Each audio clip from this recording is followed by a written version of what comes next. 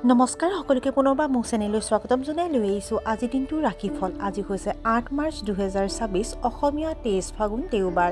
আজি সূৰ্যোদয় সময় পুৱা ৫:২৮ আৰু সূৰ্যাস্ত সময় ৫:১৫। আজি হৈছে পঞ্চমী তিথি আৰু কৃষ্ণপক্ষ। আজি দিনটোৰ প্ৰথম ৰাশি হ'ল মেঘ ৰাশি। আপুনি নতুন ব্যৱসায়িক চুক্তি আৰু পৰিকল্পনা কৰিব পাৰে। আপোনাৰ বৈবাহিক সম্পৰ্ক আন্তৰিকতা থাকিব। উচ্চ শিক্ষাত ছাত্ৰ ছাত্ৰীয়ে ভাল প্ৰদৰ্শন কৰিব।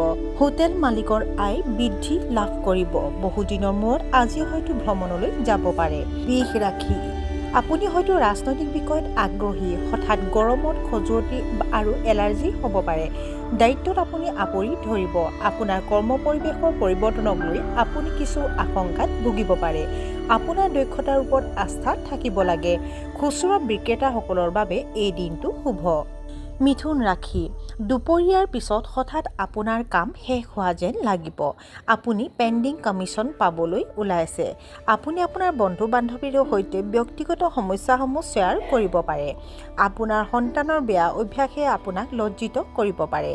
আপোনাৰ পূৰ্বপুৰুষৰ ব্যৱসায় সমৃদ্ধিশালী হ'ব পাৰে। কৰ্কট ৰাশি। আপোনাৰ নতুন কামত কিছু বাধাৰ সন্মুখীন হ'ব লাগিব। আপোনাৰ প্ৰগতিৰ ওপৰত আপুনি সন্তুষ্ট নহ'ব। আনক সহায় কৰিলে আপোনাৰ আনন্দ হ'ব। আপোনাৰ জীৱনসংগীৰ পৰামৰ্শই ব্যৱসায়ত আৰ্থিক লাভ কঢ়িয়াই আনিব পাৰে। অকলে কোনো ধৰণৰ সিদ্ধান্ত লোৱাৰ পৰা বিৰত থাকিব লাগে। সিংহ ৰাশি। আপুনি হয়তো আপোনাৰ আত্মীয়ৰ পৰা আনন্দদায়ক খবৰ পাব। পদোন্নতিৰ বাবে চেষ্টা কৰা সকলৰ বাবে এই সময় শুভ। আপুনি আপোনাৰ সন্তানক তেওঁলোকৰ কেৰিয়াৰৰ সম্পৰ্কে পৰামৰ্শ দিব পাৰে। পৰ্যটন সম্পৰ্কীয় ব্যৱসায়ীসকলে লাভজনক হ'ব। আপুনি আৱেগিকভাৱে শক্তিশালী হৈ পৰিব। আপোনাৰ ঘৰত নিমন্ত্ৰিত অতিথি আহিব পাৰে। কন্যা ৰাশি। দৈনন্দিন কাম কাজ আৰম্ভ কৰাৰ আগতে পিতৃ মাতৃৰ পৰা আশীৰ্বাদ বিচৰা উচিত। ব্যক্তিগত সম্পৰ্কবোৰ ক্ৰমান্বয়ে টান হৈ পৰিব পাৰে। কোনোবা চিনাকি মানুহে আপোনাক বিশ্বাসঘাতকতা কৰিব পাৰে। ঘৰুৱা সামগ্ৰী ক্ৰয় কৰিব পাৰে। খৰচত কৃপণালি নকৰিব, নহ'লে উপহাসৰ সন্মুখীন হ'ব পাৰে। তুলা ৰাশি। আপুনি আপোনাৰ পৰিয়ালৰ সৈতে মানসম্পন্ন সময় কটাব। বুদ্ধিমান মানুহে আপোনাক আগুৰি ধৰিব। আপোনাৰ স্বাস্থ্যজনিত সমস্যা সমাধান হ'ব। মূল্যৱান উপহাৰ লাভ কৰিব পাৰে। বিয়া হ'ব বিচৰাসকলে হয়তো নিজৰ ইচ্ছা পূৰণ হোৱা দেখিব। বৃশ্চিক ৰাশি। ব্যৱসায়িক পৰিকল্পনাত কিছু মন্থৰতা আহিব পাৰে। আপুনি সাহসেৰে প্ৰত্যাহ্বানৰ সন্মুখীন হোৱা উচিত। চৰ্দি আৰু ডিঙি বিষৰ দৰে সমস্যাৰ সন্মুখীন হ'ব পাৰে। আজি আপোনাৰ যৌন ইচ্ছাক নিয়ন্ত্ৰণ কৰক। খৰখেদাকৈ কৰা কামবোৰ বেয়া হ'ব পাৰে। দেৱীক পূজা কৰিলে মন শান্ত হ'ব। ধনু ৰাশি। আপোনাৰ যোগাযোগৰ বৃত্তটো বিস্তাৰিত হ'ব পাৰে। ঘৰত ধৰ্মীয় পৰিৱেশ বিৰাজ কৰিব। আপোনাৰ পৰিয়ালৰ সদস্যই আপোনাৰ মনোবল বৃদ্ধি কৰিব। আপুনি নতুন বাহন ক্ৰয় কৰিব পাৰে। আপোনাৰ পৰামৰ্শই আনক বহুতো উপকৃত কৰিব।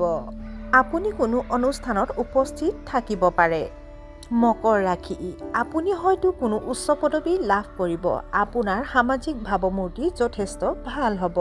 বিবাহিত দম্পতীয়ে নিজৰ জীৱনসংগী অতি যত্ন ল'ব। আপুনি পৰিয়ালৰ সৈতে প্ৰাকৃতিক স্থানলৈ ভ্ৰমণৰ পৰিকল্পনা কৰিব পাৰে। সুস্বাদু খাদ্য উপভোগ কৰিব। কুম্ভ ৰাশি। বন্ধু বান্ধৱীৰ লগত আপোনাৰ মতাদৰ্শগত মতানৈক্য থাকিব পাৰে। ইগ' আৰু ঈৰ্ষাই আপোনাৰ সম্পৰ্কবোৰ নষ্ট কৰিবলৈ নিদিব। ছাত্ৰ ছাত্ৰীসকলে নতুন বিষয় শিকিবলৈ আগ্ৰহী হ'ব। কামবোৰ সময়মতে সম্পূৰ্ণ কৰিবলৈ চেষ্টা কৰা উচিত। আপোনজনৰ স্বাস্থ্যৰ প্ৰতি আপুনি চিন্তিত হ'ব। আৰু আজি দিনটোৰ শেষৰ ৰাশিটো হ'ল মীন ৰাশি। ব্যৱসায়িক প্ৰতিদ্বন্দ্বীসকলে আপোনাক অশান্তি দিব। কোষ্ঠকাঠিন্য আৰু অৰ্শৰ ৰোগৰ সমস্যাই ইয়াৰ দ্বাৰা আক্ৰান্তসকলৰ বাবে বৃদ্ধি পাব পাৰে। প্ৰেমৰ সম্পৰ্কক লৈ আপুনি অলপ বেছি চিৰিয়াছ হ'ব। যদি আজি আপুনি ভুল কৰে তেন্তে ভৱিষ্যতে ইয়াৰ পৰিণতি ভয়াৱহ হ'ব পাৰে। নিজৰ কামৰ বাবে আনৰ ওপৰত নিৰ্ভৰ নকৰিব। আৰু আজি দিনটোৰ ৰাশিফল ইমানতে অন্ত পৰিছে। আশা কৰোঁ আপোনালোক প্ৰত্যেকৰ আজি দিনটো সুন্দৰ হওক। ধন্যবাদ।